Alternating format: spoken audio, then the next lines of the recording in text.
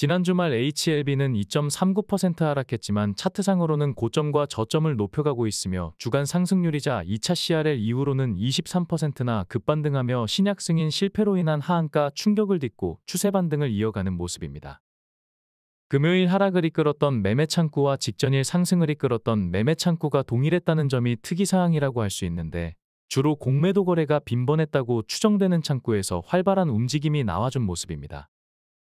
공매도의 매매 전략은 일반 투자와 상반되기 때문에 직전일에 대거 차익 실현한 물량을 금요일 다시 하방 베팅에 활용한 것으로 추정할 수 있겠습니다. 다음 주 월요일부터는 드디어 공매도가 전면적으로 재개됩니다. 2023년 11월 6일부터 공매도가 금지되었기 때문에 무려 17개월 만에 재개되는 상황입니다. 개인적으로는 공매도 재개가 HLB에는 긍정적일 것으로 전망하고 있습니다. 상방 세력들이 신약 승인 여부가 발표되기 전에 시세를 주지 못한 이유도 공매도 금지가 적지 않게 영향을 끼쳤다고 판단하기 때문입니다. 상방 세력들이 공매도를 병행하고 있다고 추정되지만 모든 공매도 물량을 컨트롤하는 것이 아니기 때문에 자생적인 공매도 물량은 상방 세력들에게 유용한 땔감이 될 수 있는데, 이렇게 유용한 자양분이 원천적으로 봉쇄되었기 때문입니다. 물론 공매도 시장은 기울어진 운동장이라는 오명을 쓰고 있을 만큼 개인 투자자들로 하여금 신뢰를 잃은 지 오래이며, 실제로 다수의 무차입 공매도가 적발되는 등 온갖 불법 행위의 온상이 된 지 오래입니다. 다만 공매도 거래는 제도상의 허점이 많다는 것이 문제인 것이지 공매도 자체가 문제라고 할 수는 없을 것입니다. 과거 영상을 통해서 공매도를 금지한다고 해서 주가가 상승하는 것도 아니라고 강조드렸었는데, 실제로 우리가 공매도를 금지하는 동안 미국과 유럽은 물론이고 대만과 일본 등 글로벌 주요 시장이 역사적 신고가를 경신했음에도 우리 시장은 지난해 가장 저조한 상승률로 최악의 한 해를 보내기도 하였습니다. 결과적으로 코스피는 공매도가 시작되기 전 2399포인트에서 공매도 재개 마지막 거래일인 지난 금요일에 2557포인트를 기록하며 17개월 동안 겨우 6.6% 상승에 그치며 글로벌 주요 증시 중에서 여전히 최악의 등락률을 유지하는 모습입니다. 공매도의 주 타겟이었기 때문에 공매도 금지에 적지 않게 수혜를 볼 것이라고 언론과 다수의 분석가들이 선동해왔던 코스닥 시장은 더욱더 심각한 상황입니다. 공매도 금지 전에 794포인트로 시작하여 공매도 재개 마지막 거래일인 지난 금요일에 693포인트로 마감하며 공매도 금지 기간 동안 무려 12.7%나 하락했기 때문입니다. 결국 2024년 이후 글로벌 주요 증시 중에서 최하단에 위치하며 꼴찌라는 오명을 여전히 벗어나지 못하고 있는 실정입니다. 글로벌 헤지펀드들은 롱숏 전략을 병행하는 것이 대세가 된 지 오래입니다. 공매도가 재개된다면 기반이 약한 성장주들이 타겟이 될 수도 있겠지만 이 또한 시장 논리로 받아줘야 할 것이며, 기대감이 너무 멀리에 있는 성장주들을 비교적 보수적으로 대응한다면 크게 문제가 되지도 않을 것입니다. 글로벌 헤지펀드들은 롱숏 전략으로 공매도를 치면서도 저평가된 종목을 발굴하여 상승에 베팅하며 헤지하기 때문에 공매도가 재개된다면 글로벌 헤지펀드 자금이 대거 유입되면서 우리 시장이 다시 생기를 찾는데 일조하게 될 것입니다. 그럼에도 우리 시장은 이에 대한 고민도 없이 공매도를 금지하면서 오히려 MSCI 선진시장에 진입하는 것을 스스로 차단했다고 할 수 있을 것입니다. 이처럼 외국계 큰손들에게 외면받으면서 결국 지난해 글로벌 주요 증시들이 역사적 신고가를 갈아쓰는 상황에서도 우리 시장은 가장 처참한 성적표를 남기게 되었는데, 그 중심에 공매도 금지가 가장 큰 역할을 했다는 것을 간과해서는 안 될 것입니다. 다만 공매도가 금지된 기간 동안 기울어진 운동장을 얼마나 해소했을지가 의문이라고 할 수 있습니다. 공매도를 재개하면서 불법 공매도를 엄단하겠다고는 했지만 처벌 수위가 크게 달라지지 않았기 때문에 공매도와 금융당국에 대한 불안과 불만은 크게 달라지지 않을 것으로 전망됩니다. 결과적으로 HLB는 공매도가 오히려 전화위복이 될 것으로 판단하지만, 과거 HLB가 공매도의 주 타겟이었던 만큼 추가 일정에 대한 소식 없이 재신청 기대감만으로 반등폭이 확대된다면 공매도 공세와 이에 대응하는 투매 물량으로 인해 변동성이 확대될 수 있을 것입니다. 다음 주 HLB는 대차장고의 흐름을 통해 공매도의 동향을 파악하는 것이 무엇보다 중요할 것입니다. 공매도 재개를 앞두고 지난 한 달간 코스피에서 대차거래 상승 순위를 살펴보면 지수 추종 ETF에서 대차잔고가 크게 늘어났다는 것을 알 수 있으며, 개별 종목에서는 삼성중공업과 한미반도체 순으로 대차잔고 상승세가 뚜렷했다는 것을 알 수 있습니다. 대차잔고가 유통주식수 대비 5%를 넘어가게 되면 비중이 적지 않은 것으로 인식되는 경향이 있는데, 코스피 주요 종목 중에서는 LG에너지솔루션이 유통량 대비 26.6%를 기록하며 공매도 세력들의 집중적인 타겟이 된 모습입니다. 하나오션과 하나시스템 등 최근 상승세가 가팔랐던 하나그룹주들 또한 적지 않게 대차 잔고를 늘려놓은 모습입니다. 삼성중공업은 코스피 개별 종목 중에서 가장 많은 대차 증가율을 보였으며 유통량 대비 대차 잔고 또한 5.9%이기 때문에 적지 않은 수치라고 할 수 있겠습니다. 대차 잔고 증가가 무조건 공매도로 연결되는 것은 아니며 대차 잔고 증가를 페이크로 활용하는 경우도 있기 때문에 선제적으로 우려할 필요는 없겠지만 대체로 대차 잔고가 공매도와 연결되는 경향이 많다는 점에서 주의가 필요할 것입니다. 다만 전반적으로는 아직까지 크게 우려할 단계는 아니라고 판단되며 주가가 공매도 재개를 앞두고 선제적으로 조정받았다는 점도 긍정적인 요인이 될 것으로 전망됩니다. 또한 공매도가 급증할 때 옵션 거래 지표인 푸콜레이쇼 비중도 동반 상승하는 경향성이 있다는 점에서 푸포지션 비중이 그다지 높지 않다는 것도 공매도의 전방위적인 공세가 크지 않을 것을 암시해준다고 할 수 있겠습니다. 호실적으로 상승했던 종목들은 공매도로 인한 주가 하락이 오히려 매수 찬스가 될 수 있기 때문에 옥석을 잘 구분해서 대응한다면 공매도 재개는 적지 않은 기회가 될 수도 있을 것입니다. 특히 조선주는 공매도로 인해 추가 조정을 받는다면 매력적인 매수 기회가 될 것으로 판단됩니다. 코스닥은 에코프로와 에코프로비엠이 나란히 지난 1개월 기준 대차 잔고 증가율 1위와 4위를 기록하였습니다. 앞서 말씀드렸듯이 대차 잔고는 헤지펀드들이 페이크로 활용하는 경우도 있지만 에코프로는 유통량 대비 대차 잔고 비율이 39.3%이며 에코프로비엠은 46.9%나 되기 때문에 상당 물량이 실제 공매도로 활용될 것으로 추정됩니다. 다만 공매도가 거세진다고 해도 상방 세력들이 강경하게 대응하게 되면 오히려 숏스키즈로 급등하는 경우도 있기 때문에 거래량과 공매도 동향에 집중해서 차트를 주시할 필요가 있을 것입니다. HLB는 CRL 이후 급격한 주가 하락으로 상대적으로 대차 잔고 증가율이 높지 않지만 유통량 대비 대차 잔고 비율이 9.5%로 10%에 육박하기 때문에 긴장감을 늦출 수는 없을 것입니다. 다만 재승인 신청에 대한 기대감이 살아있고 조기 심사 일정이 잡힐 수도 있기 때문에 막무가내로 밀어붙이는 것 또한 쉽지는 않을 것입니다. 재승인 신청에 대한 구체적인 일정이 나오거나 별도의 호재가 나오기 전까지는 당분간은 박스권에서 횡보할 것으로 전망되는데 이런 경우에는 고점에서 일부 비중을 축소했다가 저점에서 재매수하는 전략이 유용할 것으로 판단됩니다. HLB그룹주의 대차 거래를 세부적으로 살펴보면 HLB 다음으로 이노베이션과 테라퓨틱스와 바이오스텝과 HLB제약 순으로 지난 1개월 기준 대차 잔고 상승률을 보여주었습니다. 유통량 대비 대차 잔고 비율은 9.5%인 HLB 다음으로 테라퓨틱스가 4.3%로 뒤를 이었으며 HLB생명과학과 HLB제약 순으로 이어지는 모습입니다. 참고로 HLB생명과학은 대차 잔고가 크게 줄어들었는데 그룹주 내에서 과대낙폭을 보였기 때문에 공매도로 인한 실익이 크지 않다고 판단한 것으로 추정할 수 있겠습니다. 말씀드렸듯이 상방 세력들 또한 CRL 이전에 이탈한 흔적이 없었기 때문에 이들 또한 승인을 기대했다가 적지 않게 물려있는 상황이라고 할 수 있습니다.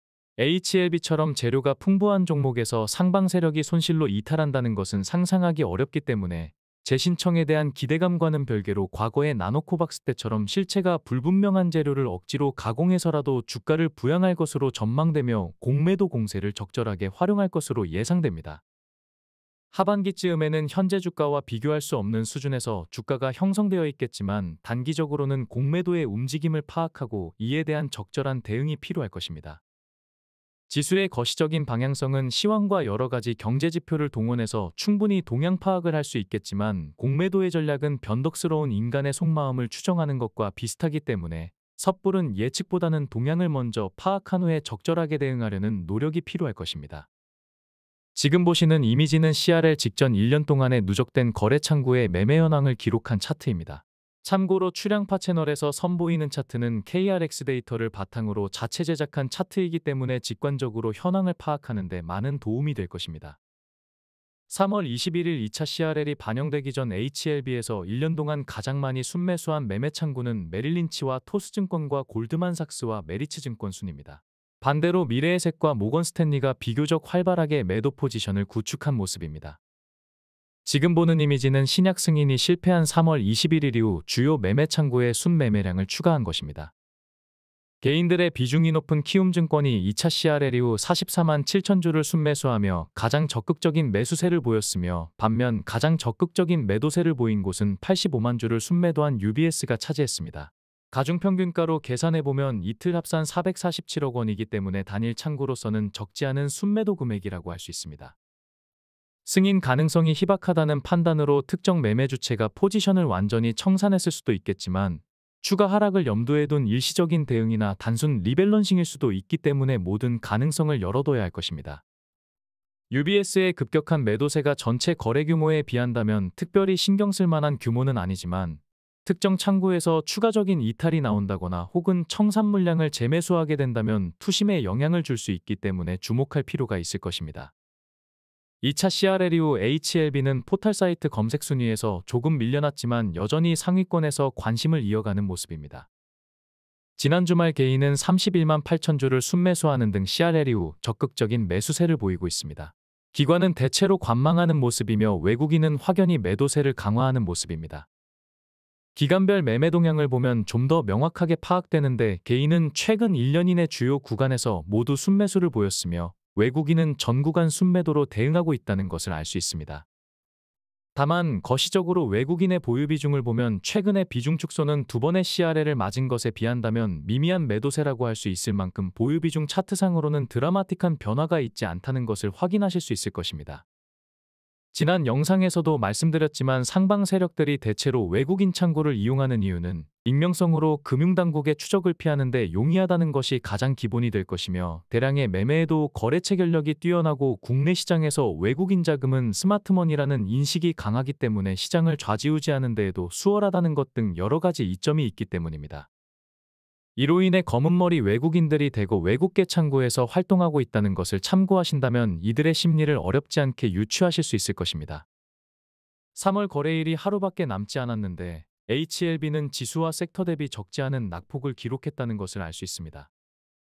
다만 지난해 5월 차트를 보면 기대감이 살아있는 상태에서 과대 낙폭을 보인다면 반발 매수세로 인한 빠른 되돌림이 동반된다는 것을 확인할 수 있는데, 현재의 모습 또한 지난해 5월처럼 결국은 과거가 될 것이라는 점이 그나마 위안이 될 것입니다. 올해 들어 글로벌 주요 증시 대비 선방했던 우리 시장은 글로벌 주요 시장들이 공통적으로 겪는 트럼프 리스크에 더해서 여전히 안개 속인 탄핵 정국과 공매도 재개에 대한 부담까지 더해지면서 올 초부터 유지했었던 선두권에서 밀려나 중상위권에 포진한 모습입니다.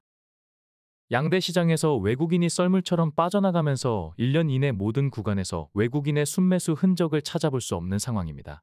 다만 지난해와는 상반되게 기관들이 우리 증시 반등 가능성에 베팅하고 있는 모습입니다. 우리 시장이 끝나고 열린 미증시는 PCE 물가지표가 부담을 주며 낙폭을 확대한 모습입니다. 상세한 시황은 내일 장전 코멘트에서 안내드리겠습니다. 주간으로 보면 우리 시장의 상대적 약세를 명확하게 파악하실 수 있는데, 공매도 재개 이후 잠시 주춤하더라도 실적이 좋은 종목 위주로 급격한 반등세가 나올 것으로 예상됩니다. 지난 3월 21일 2차 CRL 이후 그룹주의 동향을 비교해보면 HLB 테라퓨틱스가 가장 선두에서 그룹주 상승을 견인하는 모습입니다. 테라퓨틱스의 미국 자회사인 리젠트리를 통해 개발 중인 신경영양성 각막염 신약 후보 물질이 유럽 임상 3상 마지막 환자의 약물 투여를 마치고 최종 분석 단계에 돌입했다고 밝히면서 기대감이 증폭되는 모습입니다. HLB 제약은 흑자 전환 이후 리보세라닙과 연관된 그룹주 중에서는 가장 활발한 모습을 보이고 있습니다. HLB 생명과학이 5년 연속 적자로 환기 종목에 지정되자 상대적으로 시총 규모가 작은 HLB 제약이 주목받는 것으로 해석할 수 있겠습니다. 다만 생명과학 또한 상방 세력들이 적지 않게 물려있기 때문에 어느 날 갑작스러운 급등이 나올 수도 있을 것입니다. HLB는 2차 CRL 이후 무난한 상승세를 기록하고 있으며 글로벌과 생명과학과 이노베이션이 뒤를 잇는 모습입니다. 지난 영상에서도 말씀드렸지만 글로벌 최대 임상시험 대행기관인 IQVIA는 2023년 항암제 개발 성공률이 10%로 증가했다는 것을 공개했습니다. 이는 임상 1상, 2상, 3상과 NDA, BLA 등 전 과정을 모두 통과할 가능성을 의미하는 것이며, 간암 같은 고형암의 경우 승인 신청 단계인 NDA, BLA 성공률은 보시다시피 80%를 상회합니다. 물론 HLB나 항서제약처럼 글로벌 빅파마가 아닌 경우에는 승인율이 전체 평균에 비해 다소 떨어지겠지만, 승인율이 가장 낮은 구간인 임상 2상을 무사히 통과한 이후 임상 3상을 거쳐 최종 관문인 승인 신청 단계에 있는 신약들은 승인율이 압도적으로 높은 상황입니다. 게다가 HLB의 2차 CRL은 지적사항이 크게 줄어들면서 승인 가능성이 오히려 상승했기 때문에 공매도 세력들이 공세적으로 나온다면 적극적으로 대응해도 나쁘지 않을 것이며 머지않아 전화위복을 기대할 수 있을 것입니다. 출향파는 멤버십 회원들과 함께 지난해 CRL 때와 마찬가지로 장기 물량을 그대로 보유한 채 단기 대응을 적극적으로 병행하고 있습니다. 장전 코멘트에서도 말씀드렸지만 단기 대응이 주가에 부정적일 것이라고 생각한다면 주식판에 대한 이해도가 높지 않기 때문에 발생하는 오해입니다. 주식은 거래량이 줄어들며 침체되는 것이 최악의 상황이며 잦은 매매로 거래량이 증가하는 것이 주가에는 훨씬 더 유리하기 때문입니다. 장기 물량을 그대로 보유하면서 단기 대응을 병행한다면 추가 수익은 물론이고 HLB 주가에도 도움이 된다는 점에서 단기 투자 병행을 고려해 볼 필요가 있을 것입니다. 지난해 1차 CRL 당시 영상을 통해 공개했듯이 최저점에서 매수하여 최고점에서 익절한 이후 또다시 최저점에서 재매수했던 사례들을 자주 소개시켜 드렸는데 2차 CRL 또한 현재까지는 고점 익절과 저점 재매수를 반복하고 있기 때문에 고점과 저점을 효율적으로 공략하고 있다고 할 수 있겠습니다. CRL 직후에는 차트의 동향을 살펴볼 목적으로 보수적으로 대응하면서 25일부터 본격적으로 진입하였는데 현재까지 4거래일을 대응하면서 31.4% 수익을 올렸습니다. HLB가 같은 기간 1.6% 상승에 그쳤고 HLB생명과학은 11.2% 하락했으며 HLB제약은 5.8% 하락했기 때문에 주가의 약세에도 상하방을 효율적으로 공략하면서 의미 있는 수익을 취했다는 것을 알 수 있을 것입니다. HLB그룹주 차트는 공매도로 인한 변수가 잠시나마 영향을 줄 수도 있겠지만 결과적으로 우상향할 수밖에 없기 때문에 1차 CRL 수준의 단기 투자 성과를 기대할 수 있을 것입니다. 지금 보시는 매매 내역은 지난 1차 CRL 이후 멤버십 회원들과 회원방에서 HLB를 단기 대응한 내역입니다. HLB 단기 대응으로만 10개월 동안 507%의 수익을 취했기 때문에 HLB생명과학과 HLB제약의 수익률을 모두 포함한다면 신약 승인 확정 수준의 버금가는 기대 수익을 올렸다고 해도 과언은 아닐 것입니다. 시간 관계상 공개하지 않지만 HLB제약의 수익률이 조금 더 높았고 HLB생명과학은 HLB와 대동소이한 투자 성과를 올렸기 때문에 그룹주 전체를 합산한다면 만만치 않은 투자 성과라고 할 수 있겠습니다. 투자 여력이 모두 제각각이겠지만 만약 한 해차마다 한 개의 그룹주에 300만원씩 대응했다면 300만원의 1500% 수익률을 곱해보시면 티클모아 태산이라는 것을 느끼실 수 있을 것입니다. 장전 코멘트에서도 말씀드렸지만 제약바이오주에 투자하시는 분들은 적지 않은 변동성을 자주 경험하다 보니 5~6%의 수익률을 우습게 보는 경향이 있습니다. 우리나라 최고의 금융브레인 수백 명이 모여 운영하는 국민연금의 연평균 수익률이 5% 정도이며 개인 투자자들의 평균 수익률이 마이너스라는 점에서 티끌이라고 표현하기에는 HLB 단기 대응 수익률이 만족스러운 수치라고 할 수 있겠습니다.